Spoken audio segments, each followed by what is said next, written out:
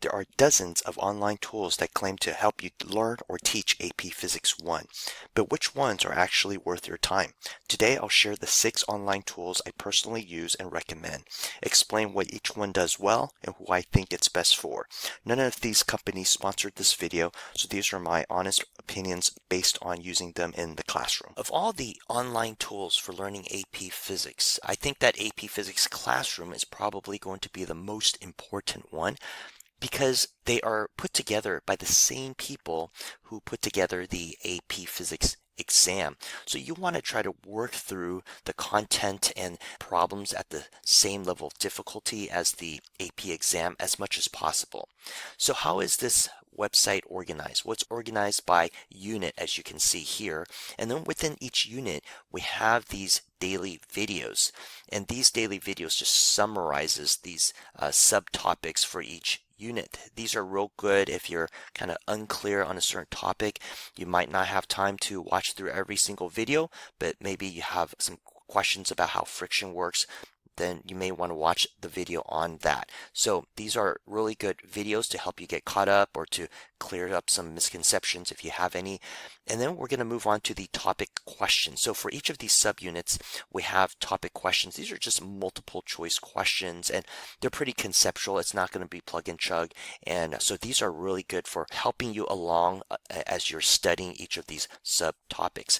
And then the progress check is really for the end of the unit to see, are you understanding the concepts in this unit? And it's got multiple choice questions and free response questions. And if at this point you go through the concept at the progress check and there's any concepts or topics you're not clear about, you should go back and work through those multiple choice questions, those topic questions, and maybe look at some AP videos, those daily videos, to help clear up those misunderstandings.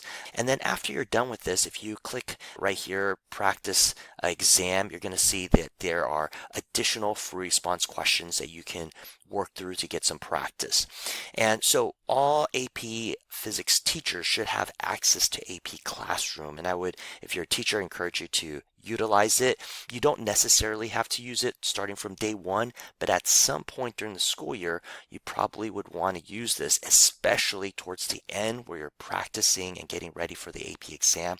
This is I would say probably the best resource for getting your students ready for the AP exam. So to summarize, AP Classroom is free for students. However, I put an asterisk here because teachers do have to set up an account for you. What I like about AP Classroom is that it's created by the College Board, the same people who create the AP exam. So this website does have AP exam level questions. It can provide instant feedback, and for teachers it's great because it does have auto grading. I would say this tool is great for AP exam preparation. Next, we'll take a look at Khan Academy. This is a great tool for students to kind of learn at their own pace. And the nice thing about Khan Academy is that you don't need to wait for your teacher to give you access to this website. You can get onto it and start using it today. Unlike AP Classroom, where the teacher needs to create an account and set you up so that you have access, Khan Academy, you can kind of work through it as quickly or as slowly as you want. So this is the first page you might see. It keeps track of your progress. Then if you click on Unit 1, it'll take you to Unit 1, and this is keeping track of your progress right there. If you scroll down, you'll see the first subtopic. Here you have a video you can click on, and then when you watch these videos, feel free to speed it up or slow it down, whatever fits your learning style. And then if I click on this first link right here, scroll down, you can see that there are some written information, kind of the key ideas that you're going to need for this subtopic. And then if you click on something like this right here, if you click start right here, this will give you some questions. So typically it'll give you something like 4 questions. You click here, and then it'll ask you questions. Complete the table of motion quantities, right? So let's say, is it scalar or vector? Okay, so if I say vector, name, what is this? Maybe you say displacement. And then let's say you're not sure what the answer is, how to do this. Well, you can go to the article, you can go to the video. The nice thing is it tells you what article and what video to watch to answer this problem. And if you miss it, you can try it again. So it's not like a test, but it's just a way for you to learn. And as you learn, you're getting some instant feedback to see whether or not you're getting it or not. So to summarize, Khan Academy is free for students and teachers. What I like about it is that students work through this at their own pace. It provides instant feedback, and for teachers it does have auto grading, and it has a lot of resources like videos, articles, and practice to help you master some of these concepts. And so I would say that this is great for self-paced practice. Students don't have to wait for teachers to set it up. Students can just go to it and just start working on it. Another tool I like using for teaching physics is called Positive Physics. You can use this for regular physics, you can use it for honors, or you can use it for AP Physics. They also have other science topics as well. What's nice about Positive Physics is that they've broken down physics into smaller units and then within each of those units we've got subtopics. And so for example, you have motion charts. It goes through some vocabulary, it goes through some embedded math, concept graph concepts, and so forth. Now let me just click on one of these here. For example, complete problems. I'll click on here. One of the challenges students have when they go home and to do an assignment is they're not sure, they might get stuck, they're not sure what to do. And so in Positive Physics you'll see a lot of these videos. They'll go over how to do the problems. They'll go over the big ideas, the tips, and then you'll get to the actual problem. And then when you're working on the problem, they'll get these randomized numbers. So student A will get these numbers, student B will get a different number. And for a teacher, this is great because it's all auto-graded. And so once the student completes it, they could check the answers. As a teacher, you can see if the student got it or not. There's also a little AI tutor in beta right now that students can also test in case that they have questions about this problem. Now, one of the nice things about Positive Physics is that they also have these things called lab problems. So if you take a look at this, it starts out with some big ideas. I'm going to hit play here. You'll see this animation right here. And so using this animation, they're going to have to collect some data to be able to answer this problem. And as you know, on the AP exam, sometimes you get like an experimental design problem. And so students should be comfortable being able to collect some data and understand how to analyze that data. Now, if you use Positive Physics for your AP Classroom, I definitely encourage you to also use the AP Classroom website as well, because this is pretty good and it'll give your students some challenging problems. But to get ready for the AP exam, you definitely want those problems that you see on the College Board website, like the AP Classroom. Definitely have them work through those in addition to these problems. To summarize, Positive Physics is a tool that teachers can sign up for to use in their classroom. Although it is a paid tool, they have a generous trial that teachers can use to even start off the class with and test it out to see if it's a good fit for their class. What I like about them is that they break up very difficult concepts into smaller chunks. They have a lot of videos to help students with specific problems if they get stuck. They have randomized numbers in their problems. The students get instant feedback. For teachers, it does have auto grading, and they have lab simulations with questions that ask you to evaluate those simulation situations. It has AI tutor if a student gets stuck on a problem. This would be a great tool for students to work on at home as homework practice.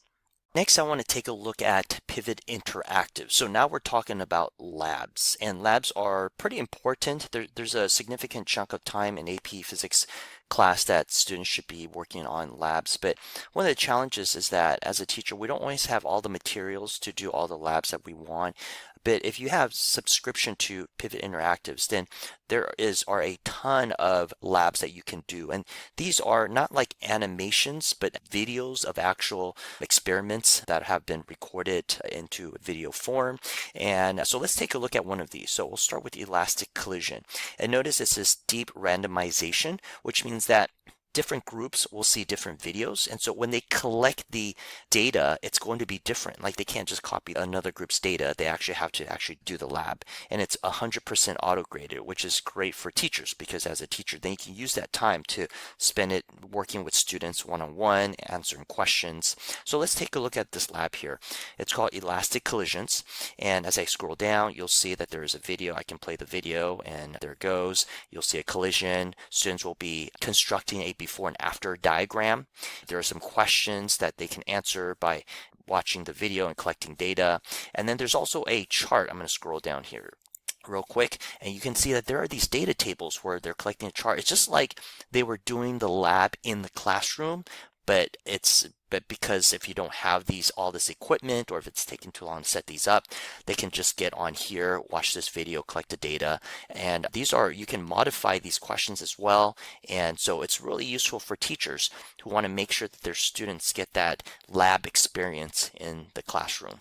To summarize, Pivot Interactive is a paid tool that teachers can use with their students for lab experiments. What I like about them is that they have video-based labs. These are not animation, these are actual videos of the experiment. They have randomization, so different lab groups will get a different video or an image, and so their data is going to be different. For teacher, it does have auto grading. You can edit the questions. This website is great if your equipment is limited and you would like to do more experiments with your class. Our next resource is the New Jersey Center for Teaching and Learning.